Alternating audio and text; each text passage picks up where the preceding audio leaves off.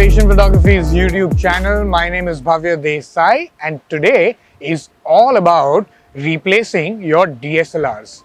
But before we move ahead with the video, don't think that we've forgotten about our Instax giveaways. We will be announcing the winners of those Instax giveaways in a few weeks. And in case you haven't registered for that, then make sure that you catch our previous video in order to win those goodies. Now, we've known for some time that the conventional DSLRs are going to be replaced by mirrorless cameras at some point. But if you've noticed, in recent times, the newer age smart devices are posing a serious threat when it comes to these DSLRs. Yep, I'm talking about smartphones which these days are offering conventional and amazing cameras which are close to 40 to 48 megapixels. For instance, if you see products and brands like Oppo, Xiaomi, Mi, Huawei, all of these brands these days are offering cameras which range from 40 to 48 megapixels. And in just a few days back, the OnePlus 7 Pro was launched, which basically is the newer and more premium smartphone from the manufacturer, which now offers a 48 megapixel camera. Now in this video, of course, we're not really going to do the unboxing of the OnePlus 7 Pro because I'm very sure that you've already seen a lot of videos of those unboxings. And also, we are slightly different. So today, instead of doing that, we are actually asking the question that if a OnePlus 7 Pro can replace your DSLR, especially since its cost is roughly around rupees 60,000 for this 12 GB top-end model, which is nearly as much as a medium range or somewhere a entry range camera.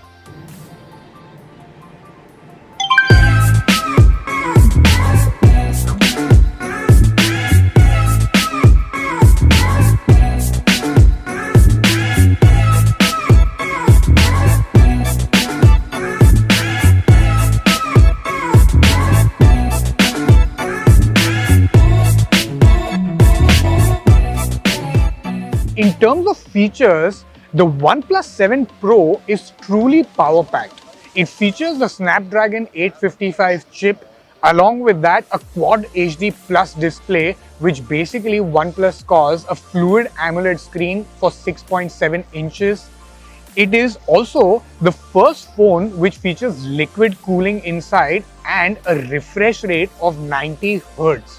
Now this might take a little bit of battery juice, but OnePlus has now added a 4000 mAh battery, which is much more than the 60. Apart from this, it is also added with warp charging, which is faster than the dash charging which was there in the 60 and the earlier versions. When it comes to the cameras, the OnePlus Pro now features a 3-camera setup at the back and a pop-up selfie in the front, which is already being shipped with a number of phones today. The primary camera at the back, which is a center camera, is powered by a Sony sensor and features a 48 megapixel sensor with an aperture of 1.6. This camera is flanked by a 16 megapixel wide angle lens and a 8 megapixel telephoto lens, which offers a 3x optical zoom. The front-facing camera now features a 16 megapixel sensor with an aperture of f2. And it also smartly recognizes in case it senses a drop should the phone slip out of your hand. The cameras combined use face detection autofocus technology, which is also used in Canon cameras. Apart from this, it also toggles between laser as well as continuous autofocus depending on what the shooting conditions are. The overall rating for the OnePlus 7 Pro is 111 when it comes to DxO mark, and this is much highly rated as compared to the Google Pixel as well as the iPhones and the Samsungs out there today. And in order to support the specs of these cameras, the manufacturer has also given a beautiful screen which features Quad HD Plus display with a whopping pixel per inch density of 516 pixels. In order to check the performance of the camera, we compared it with the 6D Mark II, which is approximately priced at rupees 1,10,000. Now, when it came to color reproduction and accuracy, The images from the OnePlus 7 Pro were very well saturated and vivid. And in fact, it is here that the Quad HD Plus display of the phone really shines through. But we also found that in some cases, the images were slightly oversaturated as compared to the others. When it comes to shooting indoors, we tested all the three cameras and shot using the primary, telephoto as well as the wide. The overall images were really well saturated and sharp. The wide, however, displayed a slight amount of distortion, and the telephoto also displayed certain amount of noise. But the primary camera of the OnePlus 7 Pro displayed excellent resolution, and there was not much to choose between the 6D and the 7 Plus Pro. But when it comes to low light capability, this is where the smart device's performance lets down. For instance, the images that we shot using in the HDR mode display a visible amount of noise, and this is where the 6D really outshines any smartphones.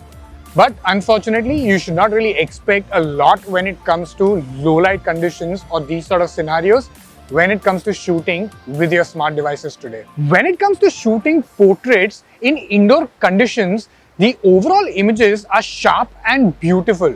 In fact, the camera really shines in the portrait mode in outdoor conditions, and the bokehs are also pretty decent.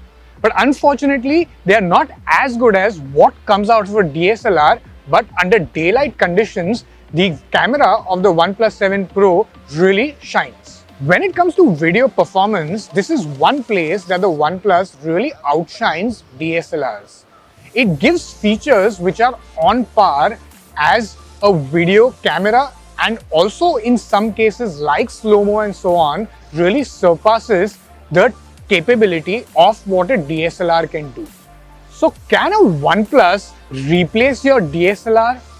Not really. But as a smartphone, it is a formidable upgrade when it comes to phones out there.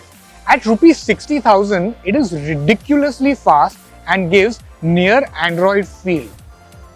When it comes to the display as well, it is beautiful and large, and a 90 Hz display, a first in its industry, is a lot better than most of the televisions out there. Yes, the performance of the camera in especially the wide angle and the telephoto could have been a lot better, but the primary camera delivers sharp and crisp images, and it is really beautiful. So if you're in a market where you're looking for a premium sized phone in a very affordable price category, then the OnePlus 7 Pro is surely the phone for you.